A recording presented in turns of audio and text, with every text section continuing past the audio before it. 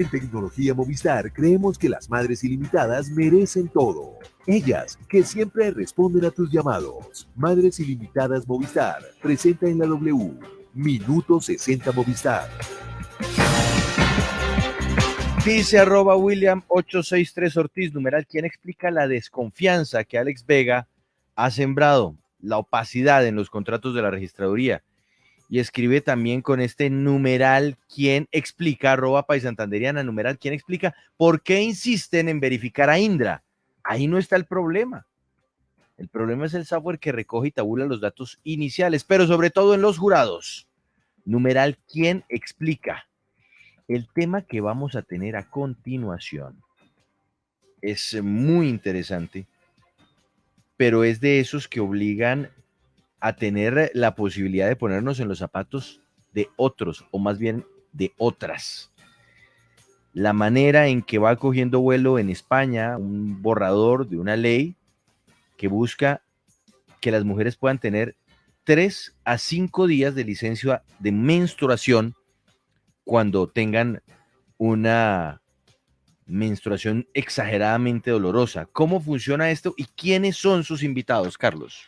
Así es, Juan Pablo. En España, el Ministerio de la Igualdad, junto al Instituto de las Mujeres, propuso una ley que se llama Ley de Salud Sexual, Reproductiva y de Interrupción Voluntaria del Embarazo, que tiene varios puntos, como el mismo nombre lo dice, por supuesto, en aborto, en salud sexual y demás, pero específicamente aquí en Colombia nos vamos a enfocar en la menstruación, como dijo Juan Pablo, y vamos a tener a Tony Morillas. Ella es directora del Instituto de Mujeres y fue una de las personas que lideró proponer esta ley al gobierno de España, y también a Gladys Ariza, una profesora aquí en Colombia de la Facultad de Medicina de la Universidad de Antioquia y médica y doctora en salud pública. Pero primero vamos con la invitada en España, la directora Tony Morillas. Bienvenida a Sigue la W. Buenas noches para usted. Hola, buenas noches, ¿qué tal? Cuéntenos los aspectos generales de esta ley para luego adentrarnos en la menstruación. ¿Qué buscan ustedes en España para beneficiar a las mujeres con esta ley? Bueno, nosotras ya no es un borrador, ya es un anteproyecto de ley, es decir, ya el Consejo de Ministros y Ministras ha aprobado el anteproyecto de ley, inicia ahora un proceso de tramitación urgente. Nosotras lo que nos planteábamos cuando empezamos el proceso de discusión pública, de discusión participada de esta ley era, por un lado, eliminar los obstáculos que seguían existiendo en nuestro país para poder acceder a la interrupción voluntaria del embarazo, al aborto.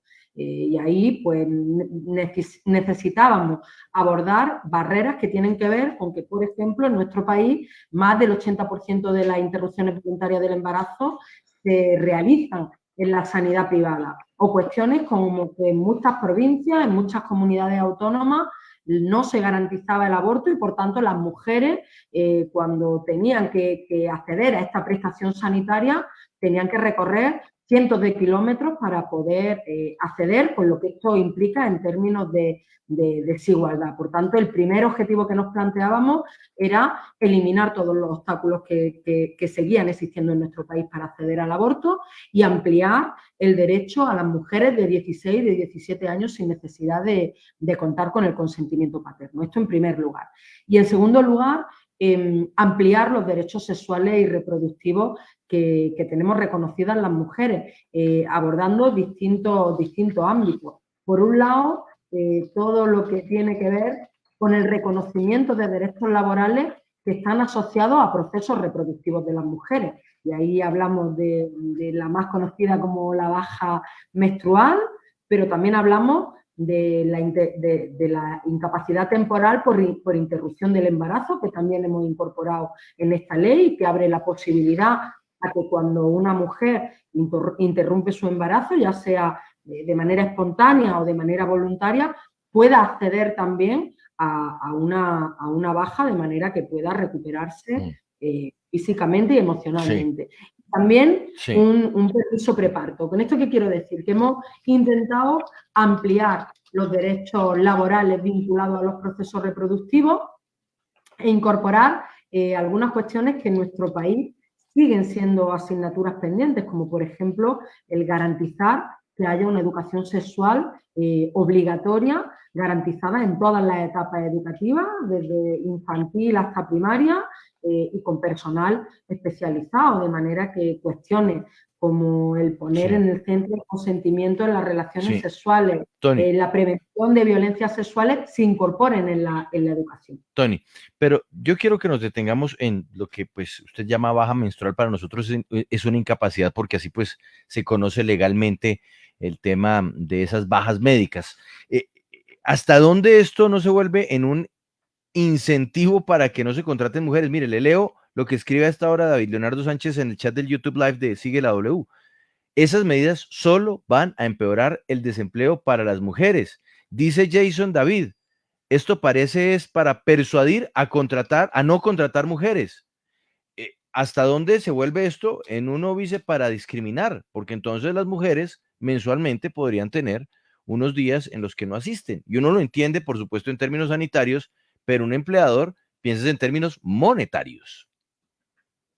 Bueno, nosotras tenemos que proteger los derechos de las mujeres y proteger los derechos humanos por encima de los intereses mercantilistas que pueda tener cualquiera. Fíjate, si ponemos el ejemplo de los cuidados o ponemos el ejemplo del permiso por nacimiento, cuando una mujer tiene un hijo, a nadie se le ocurre plantear que esto justifique el que se dé una práctica discriminatoria. Esto no significa que no se produzca. De hecho, las mujeres sabemos que el ser madre, el tener la posibilidad de que en algún momento de nuestras vidas podamos ser madres, en muchísimas ocasiones nos ha penalizado en el mercado laboral. Todavía hay empleadores que preguntan a las mujeres si tienen la pretensión de ser madres. Esto es una práctica discriminatoria. Por tanto, si esto se produjera, y nosotras creemos que no, y ahora voy a explicar por qué, pero si esto se produjera, sería en todo caso una práctica discriminatoria contra las mujeres, porque lo que no es permisible es que las mujeres vayamos a trabajar con dolor. Cuando una persona trabajadora tiene cualquier tipo de dolencia, cuando le duelen los riñones, cuando tiene un cólico, cuando tiene cualquier tipo de dolencia que le incapacita para trabajar, va a su médico de cabecera o a su médica y accede a una incapacidad temporal. ¿Qué es lo que estamos planteando? Lo que estamos planteando es que tristemente hay muchísimas mujeres que tienen menstruaciones dolorosas. Hay otras muchísimas mujeres que no, pero hay muchas mujeres en nuestro país. Una de cada dos mujeres reconoce que en algún momento de su vida han tenido una menstruación dolorosa que le ha generado una situación de imposibilidad, de incapacidad para trabajar. Estamos hablando de desmayos, estamos hablando de fuertes dolores de ovario, estamos hablando de cólicos, es decir, de situaciones que realmente incapacitan para trabajar. Por tanto, el planteamiento que hacemos es tan sencillo como que las mujeres no tengamos que ir a trabajar con dolor. Si esto en algún caso produjera una situación de desincentivo, que yo creo que no, porque quiero pensar que los empleadores están comprometidos también con la igualdad de género y con la promoción de la igualdad. Si esto lo produjera, sería sin duda, sin lugar a duda, una práctica discriminatoria. Sí.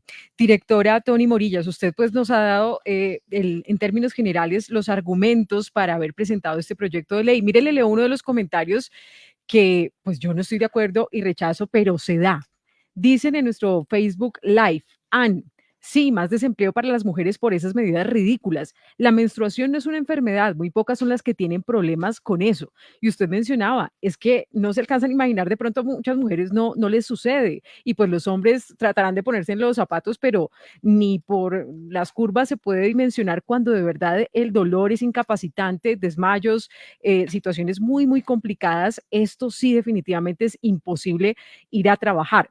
Háblenos un poco más de esas propuestas ya más en detalle. Primero, para prevenir que no se convierta en discriminación por parte de los empleadores, y también qué requisitos tendría que tener o qué documentos presentar las mujeres para que les digan sí, eso tiene que ver con incapacidad, como más de esos artículos en concreto. Sí, bueno, pues de la misma manera que se accede en nuestro país a cualquier incapacidad temporal, lo que es necesario es ir al médico de cabecera, con esos dolores que incapaciten, y ahí el médico de cabecera pedirá el diagnóstico para efectivamente, como en el resto de casos, confiar en la paciente y establecer los días que accedan a la incapacidad temporal. Se decía al inicio, de 3 a 5 días, no hay límite de días. No es ni 1, ni 2, ni 3, ni 4, ni 5, dependiendo de la mujer y del tipo de dolor que le provoque esa menstruación y del tipo de incapacidad que le genere, será de un número de días o de otro. Nosotros, ¿qué hemos garantizado? Hemos garantizado una incapacidad temporal en régimen especial que tiene 2 características que la diferencian de otro tipo de incapacidades temporales. La primera es que es pagada por el Estado, financiada con dinero público desde el primer día. Es decir, el empleador no va a pagar la incapacidad temporal, es el Estado, con dinero público, quien va a sufragar el gasto que ocasiona la incapacidad temporal. Esto es diferente a cómo funcionan otras incapacidades temporales en nuestro país que no están sujetas a un régimen especial. Y una segunda característica, no es necesario un requisito de cotización mínima previa para poder acceder a esta incapacidad temporal. ¿Con esto qué es lo que pretendemos? Con esto lo que pretendemos es que realmente todas las mujeres que tienen una menstruación dolorosa puedan y tengan reconocido este derecho laboral. En nuestro país, lo decía antes, Claro. una de cada 2 mujeres reconocen haber tenido menstruaciones dolorosas, y lo que no es de recibo es que las mujeres tengan que ir a trabajar, como sucede en muchísimos casos, atiborradas a pastillas, atiborradas a calmantes para poder estar trabajando con dolor. Ujú.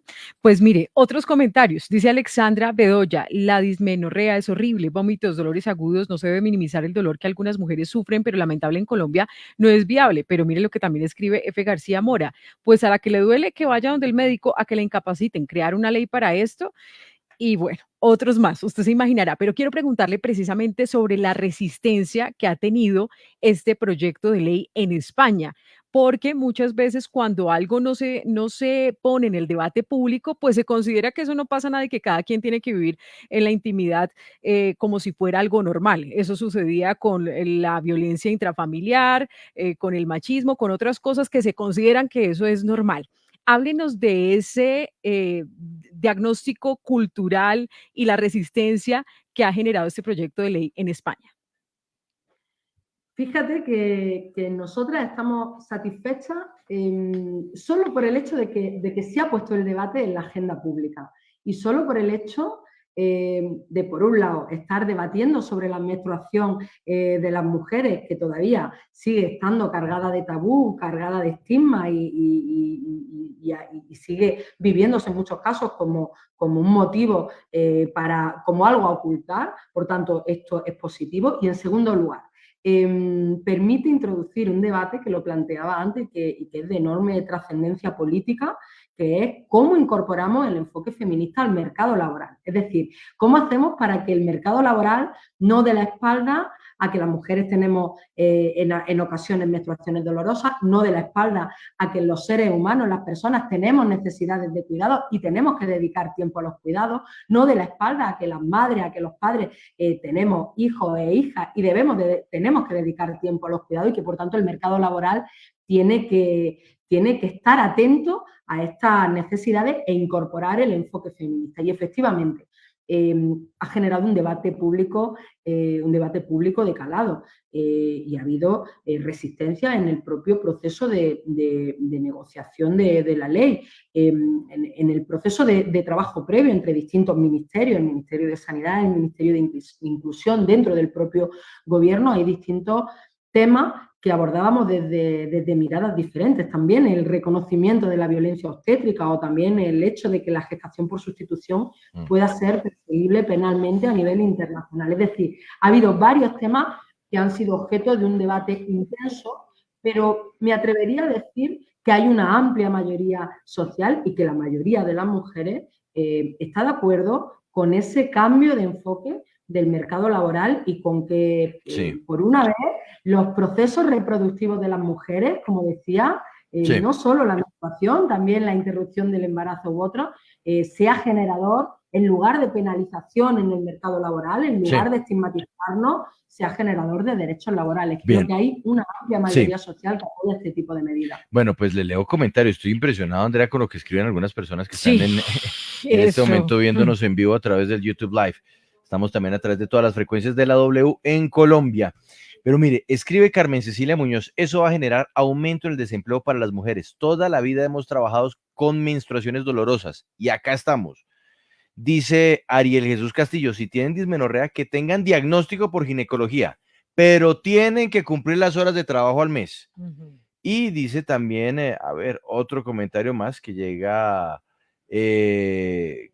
Claudia Carvajal, escribe, terrible, va en contra de la igualdad de la productividad de las mujeres y de los hombres, menos nos van a contratar, Mauricio. Doctora, pues yo quiero preguntarle sobre este borrador de ley. Me llama la atención el tema que incluye, que es el del aborto para jóvenes a partir de los 16 años, de las jóvenes a partir de los 16 años sin permiso de los padres. ¿Cómo está el ambiente en los colegios? ¿Cómo está en el ambiente dentro de los padres de familia? ¿Qué opinan en la sociedad frente a este punto que tiene este borrador de ley? Sí.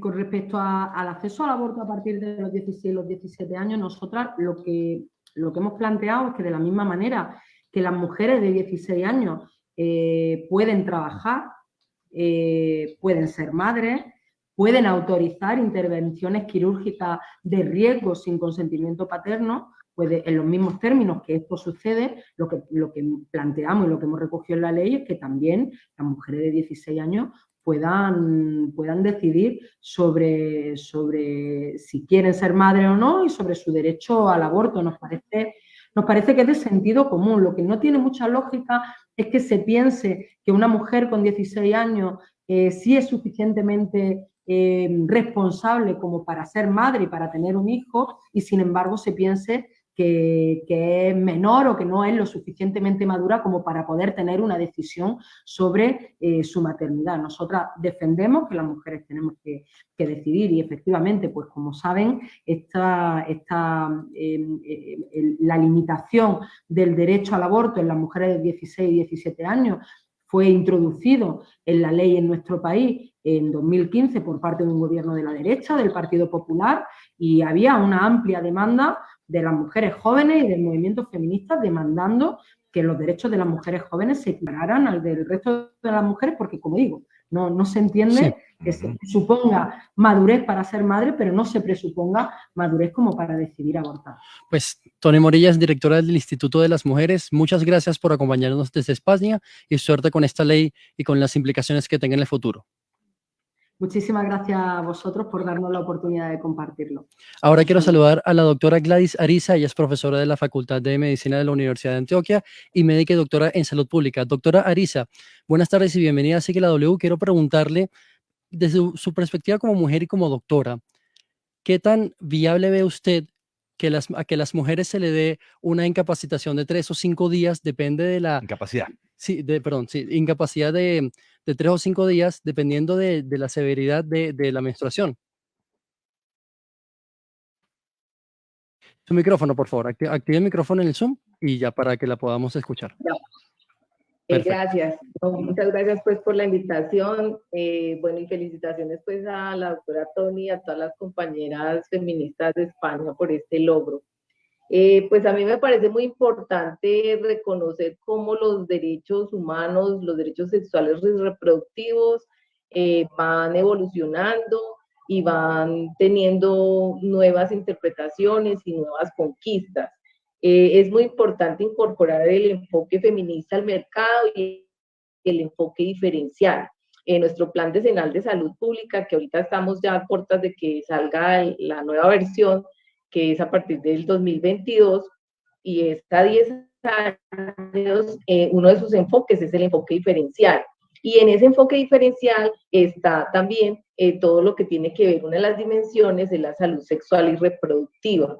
Entonces, en esta vía, pues es perfectamente viable lo que se está haciendo en España. Y otra cosa que me parece muy destacable de la norma en España es cómo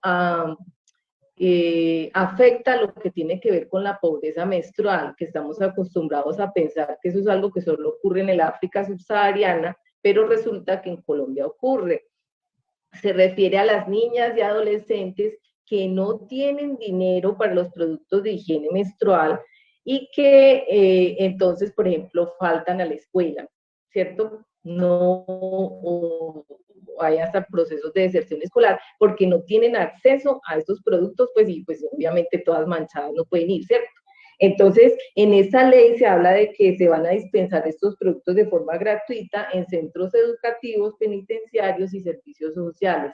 Eso es muy necesario. Obviamente, no todas las niñas y adolescentes de nuestro país tienen esta pobreza menstrual, pero ustedes saben que la pobreza monetaria en Colombia está muy alta y entonces esta ley, una ley como estas, que incida en la pobreza menstrual, sería parte del enfoque diferencial y sería algo que ayudaría a mejorar la equidad y mejorar el acceso de las niñas y adolescentes a la educación y luego pues a tener mejores oportunidades. Y en cuanto a si nos discriminen a las mujeres por el hecho de que haya una norma, Sí. pues actualmente, como lo dicen varios de los participantes en el chat de YouTube, pues ya No, yo existe estoy, pero código créame, de doctora, yo estoy abominado con algunos de los comentarios. Estoy, pucha, estoy Pues sorprendido lo que te porque iba a decir es es, que es ya como, existe, es como si ya existe faltara ese conciencia. código de dismenorrea y uno como Sí. médica o médico puede dar esa incapacidad, ¿cierto? De hecho, a algunas mujeres hay que darles esa incapacidad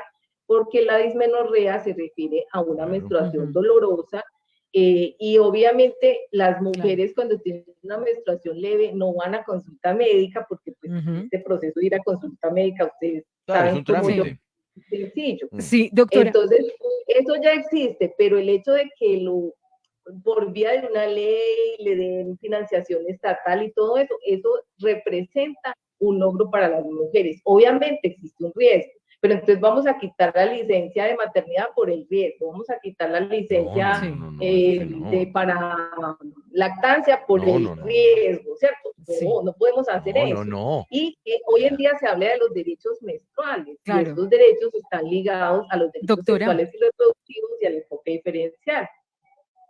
Sí. Quiero insistirle en ese comentario, pues algunas personas también es válida, se merece respeto esa idea que dicen, no, pero es que, ¿qué pasa si piden incapacidad cada mes? No, no pasa nada, pero también viene de pronto el prejuicio en el lugar de trabajo, como que, uy, es que a ella la incapacitaron por su periodo, o el jefe que diga, otra vez, esa ley podría permitir que no se tenga ese prejuicio, sino que simplemente se entienda la condición de salud de esas mujeres y cómo se podría enfrentar o qué tendría que tener claro esa ley para que no se vuelva entonces algo discriminatorio y que empiecen a dejar de contratar a mujeres, por ejemplo, con el tema de que otra vez cada mes otra incapacidad.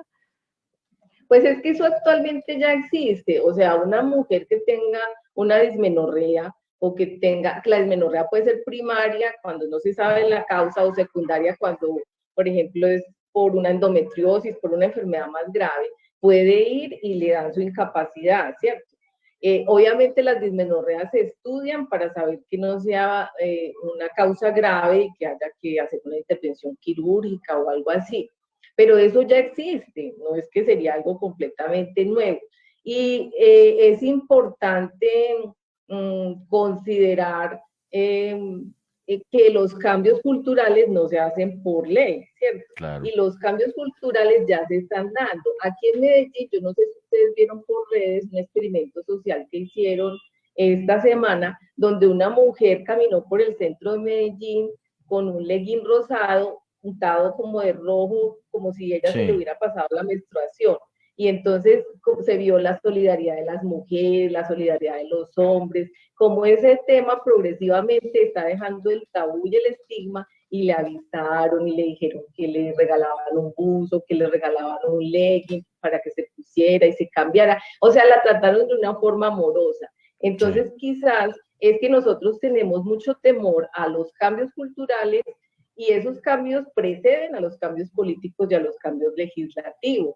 Pues, Esto de los derechos menstruales se está dando porque está cambiando la mentalidad de hombres y mujeres y cada vez se reconoce más sí, el enfoque diferencial y se reconoce que hay unas diferencias biológicas entre hombres y mujeres. Y las sí, mujeres que me están oyendo, y así como las periodistas, saben que es terrible para una mujer como mujer cuando tiene una menstruación abundante, sí, cuando le da un cólico, sin que uno tenga una enfermedad primaria que se la está ocasionando, y que estas consideraciones son necesarias. sí, Obviamente, ninguna mujer va a ir cada mes a hacer sí, una fila a pedir sí, una capacidad de la EPS. sí, Eso doctora. no va a ocurrir. Bien, es la doctora Gladys Ariza, profesora de la Facultad de Medicina en la Universidad de Antioquia, doctora en Salud Pública. Muchas gracias por estar con nosotros. Vamos a hacer una pausa. En segundos sigue la W en digital. Vamos a estar hablando de las piezas del patrimonio colonial que sacaron de Colombia y que se subastan mañana en España, hasta donde es posible recuperarlas. Pero aquí en la radio se quedan con ustedes Hernán Peláez y Martín de Francisco. En Tecnología Movistar creemos que las madres ilimitadas